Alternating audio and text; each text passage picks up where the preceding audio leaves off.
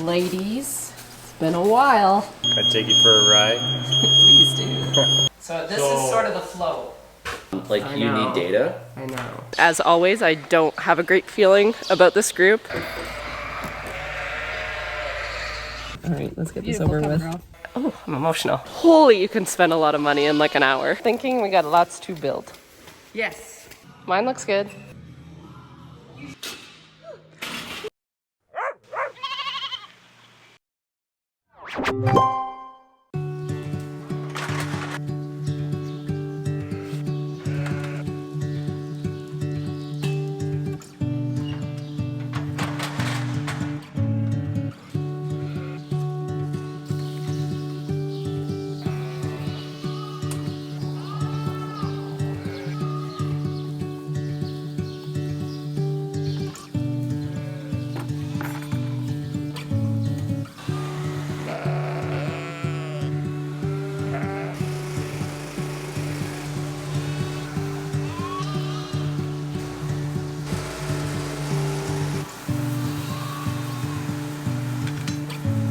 Good morning, you guys. I am on chore duty for the foreseeable future. Carissa has two jobs, so she works for me, but she also has a second job. So afternoons she goes to the next road behind us and works for a dairy farm. And they've had some exciting things happen over the last year, I guess it's been since they started digging. They have built a new dairy barn with robots. So I believe today is the day they're starting to train the cows on the robot in the new barn. So she was at the old barn last night doing the final milking in their parlor. And then today I believe they are going to be starting the process of training these cows in their new robot milkers. So I told her just take as much time as you need to get comfortable over there. I just know for her, she's gotta like do the work and learn it, and then she'll feel comfortable. So I don't want her to have to like balance two jobs in the meantime. And honestly, I'm home all by myself this week because Mark finally got to go fishing with my brother-in-law Carl, who you guys have met. So other than that, it's sort of a nice pace here, which doesn't really always mean anything. The rest of life is beginning to sort of not be overwhelming, but I'm starting to feel a little bit of pressure on our fulfillment building, our shop build. The guys have done amazing. I haven't even had time to like take progress pics, like very, very few, because as I was lambing, they literally erected this shop. Everything's going really good, but our electrician's not here yet. Our plumber's not here yet. I really, really was hoping to do my fall launch beginning of October. I think what we're gonna do is Mark's making a little wood shop area for him, so I think I might use it because it's the one room that is the most done. So I might have to temporarily use that little area for the fall and winter launch just because my room is nowhere near being done. I'm starting to get some of my products come in and it's like, I don't know where I'm gonna put this stuff. The wool I'm going to go pick up, I believe, in 2 weeks. So that's really, really cool. And later today, I actually have a Zoom call with a sort of my new wool liaison. So her name is Jane, and she sort of helps farmers and wool businesses kind of get together. So I worked with a company in Quebec last year called Lemieux, and they have so graciously agreed to spin my wool again this year, so I'm very excited about that. But Jane actually has some more ideas for my wool for next year, so for 2025. And we're going to go through a little more detail on that at 1:30. So it's very exciting. The wool always starts to pick up this time of year. September is when you get a little more wool content. I'm very excited about that. It's the one thing that I'm finding very, very intriguing and a huge part of my business that I never ever dreamt would be if it wasn't for you guys pushing me to do it. So very, very grateful for this audience. Ladies, it's been a while. Do you remember me? Hello, yes. You're always the same. Aren't you? Always the same. Maybe see you? Let's see. Margie. Ladies, tomatoes? Yes, it's fine. You have all my attention. It used to be you, tomatoes. No, it's you. Little update on this barn. We shipped yesterday. We shipped another 22 market lambs. So we're sorted down to the tail enders now. There's probably 2 loads still left. It's funny, every time you come in here, they act like they've never been fed. And they've literally got free choice hay and free choice grain at all hours of every single day.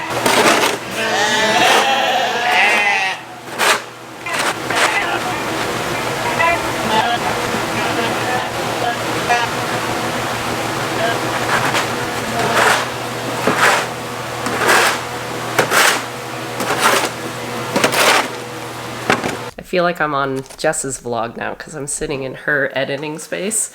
I just got off my Zoom meeting and oh my god, you guys, this is really exciting. So I need your thoughts and opinions. Let me know. Last year was the first year I worked with a company in Quebec named Lemieux, and they did an amazing job on my wool. Do I have some sitting here? Yeah, I do. So last year they did the Golden Girls skeins. So they did an amazing job. Now Mariposa did the dyeing, but they can do that too. The thing with Mariposa is they've sold their equipment. So they're not doing my wool anymore. Next year will be my last year with some needle felting kits that we're still doing. But then after that, there's no more Mariposa, unfortunately. So that's why I've had to branch out and use some different companies. So Lemieux is like on board and they work with more people. So it's so collaborative and so amazing for wool in Canada, especially. So there's another company she's working for, and these guys are all like sort of close to each other in Quebec. And these guys make socks. So the company's called Duray. These are thick wool socks. And when I felt them, I'm like, I don't know, they're not very soft. I put them on my feet and they're like butter. They're so soft. So wool is not always itchy scratchy if you get good wool. So I have the opportunity, even for this year, it won't be my wool. Actually, even next year, it might not be my wool because you need enough to make these machines work. And I think I only have enough to send to Lemieux the first year. So I have the ability to make socks or buy some socks for this year and next year, and mitts and gloves. So that's very exciting. So let me know if you guys want me to sample it sort of in my fall winter launch this year. And I would be happy to do that. I think I might anyway. I might just buy an order. It's all Canadian wool. In fact, she's working with quite a few farmers that I know in Ontario, which is just amazing and wonderful. They're all great people. The one farmer that I know she's working with is actually the parent flock of my sheep. So in a way, it'll be very much like my wool. So I'm not at all opposed to getting this wool and selling it in my launch. And the other very, very exciting thing that I swore I was never gonna do because I thought maybe that it would be maybe too pricey, but there is a woman, again, just down the road from these guys, and she's gonna be making wool blankets. And this is my pride and joy. Blankets, socks, mitts, gloves, maybe hats. I think she's got another connection for hats. And of course, our future wools that we do every year. So that is still gonna happen. But yeah, it was a really good conversation. I'm feeling very inspired, and I actually asked her if I'd be able to tour these facilities to see my wool going through all the steps, and she said she thinks they would love it. So stay tuned for that. Hopefully we can do a little road trip. This is really good news for Canadian wool, and I'm so happy to be able to share it with you guys. Like, so happy. Like, I'm so proud. All right, so I'm just taking stock of how many pounds of wool I'm actually sitting on, so Jane knows how much to tell Lemieux.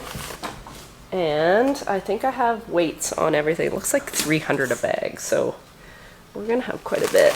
Okay, we got 46 pounds plus 290, 308, 277, 324, 1,245 pounds.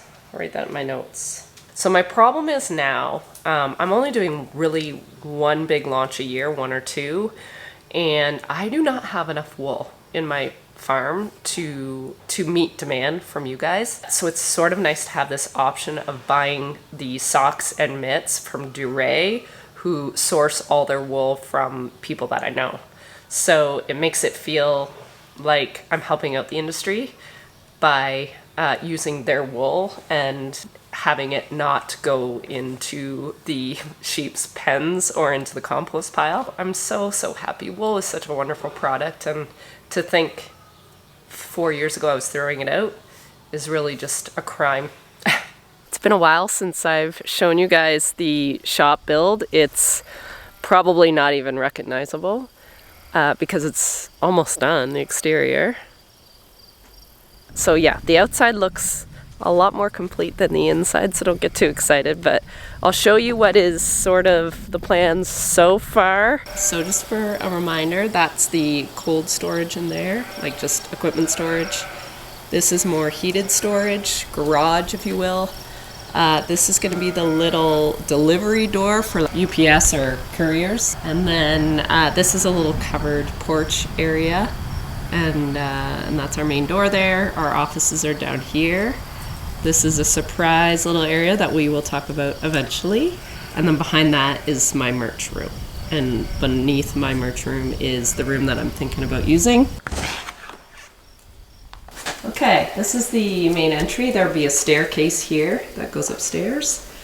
But if we turn left here, this is our little entryway, hallway here, a little window that looks out into that porch area. So we might put maybe a bench here for taking off our boots and putting on Crocs or something, and maybe have like a little shoe rack here. This area, this is going to be a little kitchenette here. Some cupboards and a countertop and a fridge, microwave probably. And then through here is sort of boardroom slash lunchroom. So if we bring our lunch or we come in from the fields, we can just have like a quick little snack in here. And then this is our utility room. So this will be getting lots of action next week, I hope. This is our bathroom. That's a little shower. There's a story behind that shower. We will get to that eventually. And this is the room that is going to eventually be Mark's workshop in here, like a woodworking shop. I think he wants to bring in some woodworking tools and stuff. The one thing about this room is we do have 2 doors here. We just need one more door and we will have this whole room sort of closed in. So this is what I'm thinking about maybe using for the merch. Get a couple packing tables and then shelving sort of going this way probably. And then we have the big door to take in and out our deliveries and our shipments, and then take it out here and out to the UPS man. Eventually, that is the merch room. So we'll be using a forklift and stuff a lot. So yeah, I think this is maybe where you'll see myself, my nieces, and my sister this fall. And maybe Jess, if I can convince her to help. These are the offices. So this will be my sister's accounting office. So she just gets one window, unfortunately, but she's only here maybe once or twice a month. Maybe a little more if we're busy with merch. And this is my office. Mark has another corner office. He's got a sweet view. So that is sort of what we have so far. It's far from complete. The guys are going to be doing the framing, the drywall, sort of everything roughed in, and then Mark and I are going to be completing the interior, like painting and building cupboards and doing all that stuff all winter. So we'll take you along for that, but really low on the priority. The priority right now is to get that room enclosed, hopefully get some power to it, and plumbing isn't really necessary yet, just power and internet if we can.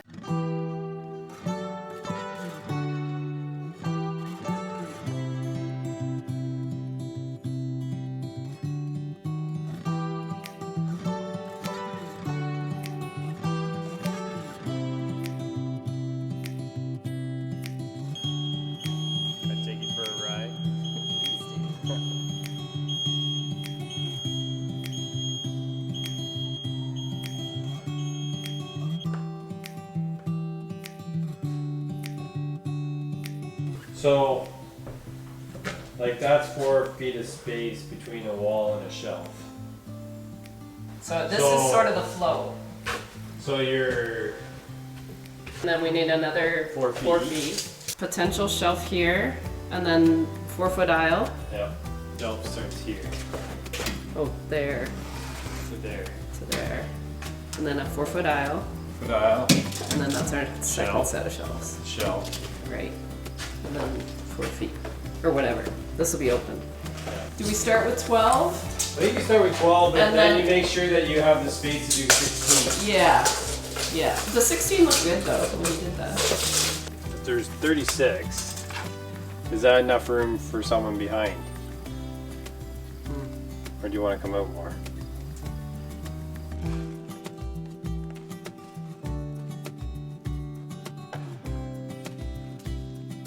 Good morning, guys. It is September, and this month is going to be a big month for me as I start this new journey, this new business, sort of literally from the ground up, because this is new. Mark and I took some time yesterday to figure out a lighting scheme and pattern and everything for the room upstairs, and also start measuring out the space for what we need to order from Uline. We need to order some workstations and some shelving, and really, I have no idea what I'm gonna need. So we also were like, okay, if we end up needing more space, what's that gonna look like? So we did that yesterday. So today after chores, I'm gonna take some time and start writing out a final list and start that big order because my sister and my nieces wanna come and start helping build the furniture that is required for the launch. But also today, Rex is coming at 3 to scan my ewes that are hopefully due end of November, early December. I washed all my coveralls that I was using during lambing. They were all filthy and gross. And then I forgot to like hang them out to dry or put them in the dryer. So they're soaking wet, and I had to rely on my old girls, and they're not near, it just doesn't have the move as the ones I bought from Michelle. So it's just a little reminder of how much I love my new and improved overall selection.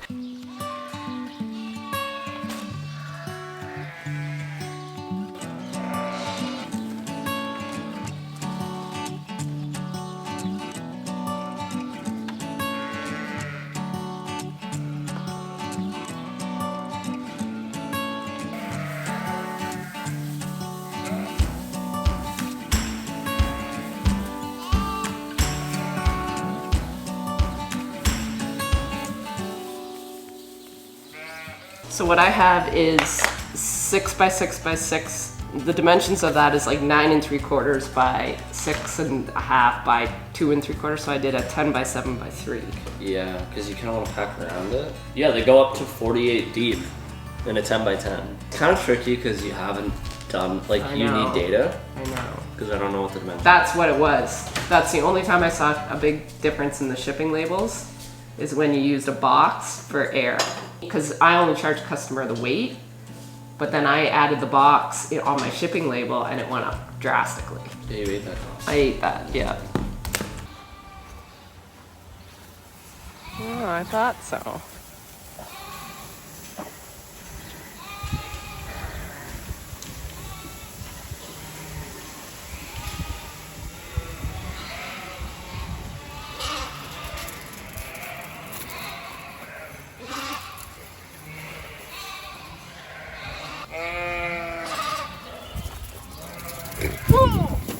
Gotcha. Okay.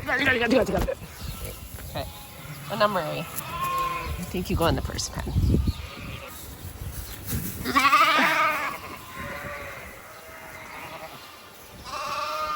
We had a little escapee, so hopefully I got her back in the right pen. I think she was number 17, which is that pen. It is already like mid-afternoon, which means Rex is gonna be here in the next hour, and I have to get that whole system set up for him.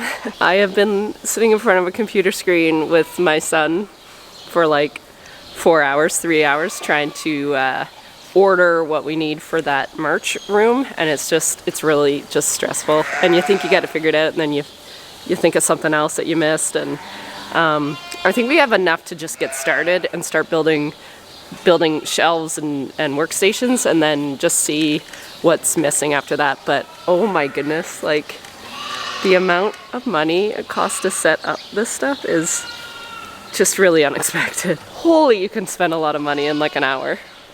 Yikes. Okay, I'm gonna set this up, and then Rex will be here, and then we can see how we did. As always, I don't have a great feeling about this group. We bred this group right after some pretty intense heat, and I just remember being pretty stressed about it. So we'll see how we do. Not holding my breath.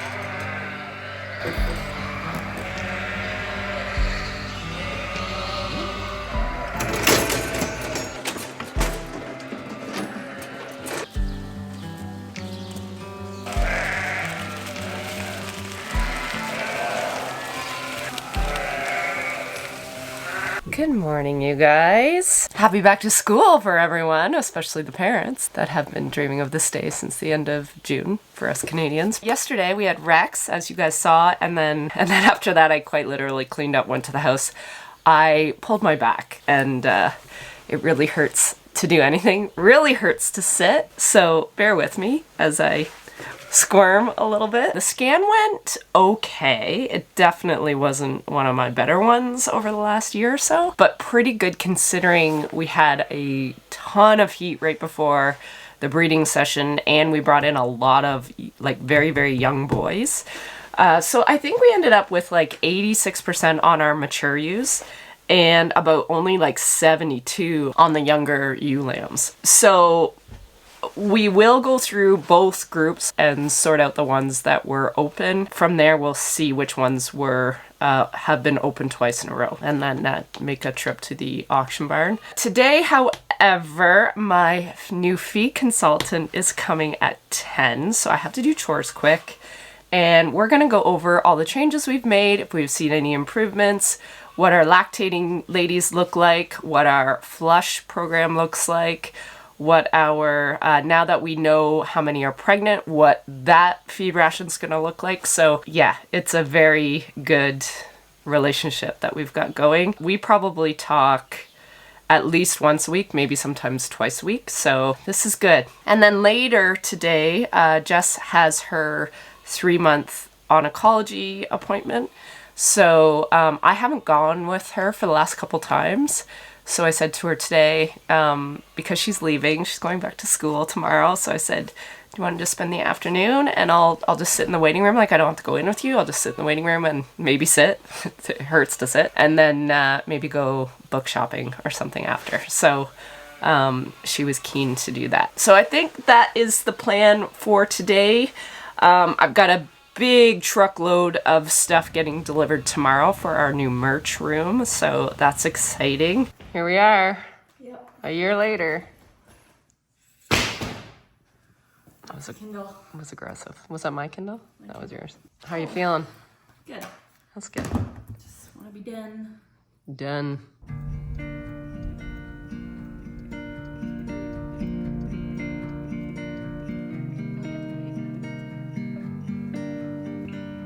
We had a good appointment.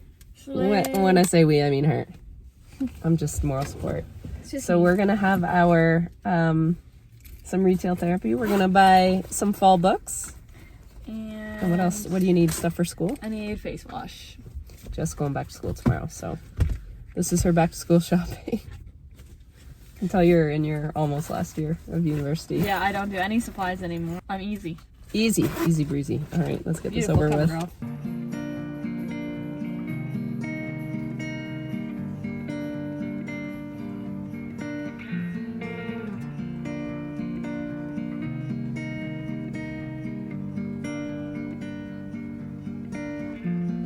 Good morning. It is going to be a very big day, so I thought I would just sit for a hot second and debrief with you guys before we get into it. Yesterday was Jess's 3-month oncology appointment with her doctor, and it went really well. So that was a relief for me as mom. There's something about going back there, you know, a year later and having everything sort of go fairly easy. You know, I didn't have to help her. I didn't have to hold her hand going in and watch her suffer and rub her head. And, oh, I'm emotional. We had a good long talk in the car just about, you know, where she's at mentally right now. It was a really good afternoon with Jess, and I'm glad I just took the time away from the farm and spent it with her before we lose her to go back to school again. I had a gentleman approach me in the waiting room at the cancer clinic. He watches the channel, so it was a great encounter. He was asking about Jess and how she was doing, and he just thanked me for the channel. It's just a reminder that we all battle, and you know, putting our situation online last year was a real mental debate for me. But I'm like, if it helps even one person, or, you know, they just to help one person not feel like they're the only ones that are going through this stuff. We all know we're not, because all you have to do is go in the waiting room and see that you're not the only one dealing with it, unfortunately. But I think just the emotions that go with it. And I'm glad I shared it just for the camaraderie and the community you get with other survivors and support systems of survivors, which is its own unique little group of people. Big group of people. So that was yesterday. It was a good afternoon, and the rest of the day we spent at the mall. She needed to get some last minute stuff for school, and then we grabbed some takeout and had supper at home with Mark. So it was a good day. Today, however, is all about the fulfillment building. We do have one room sort of ready to go. It doesn't have power or anything like that, but it's got walls and it's got doors. It's not the spot that it's going to go in, but it's the spot that we're going to use for now. So my sister and my nieces and my niece's boyfriend Todd are all coming today, and we're going to build all this U-line stuff that arrived yesterday right before I left with Jess to go to London. It was the biggest U-line order I think I've ever seen.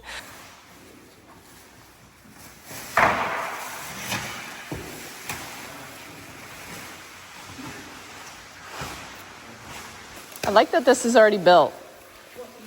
Because I'm thinking we got lots to build. Yes. So, these are the tables, these are the racks. Yeah, shelving.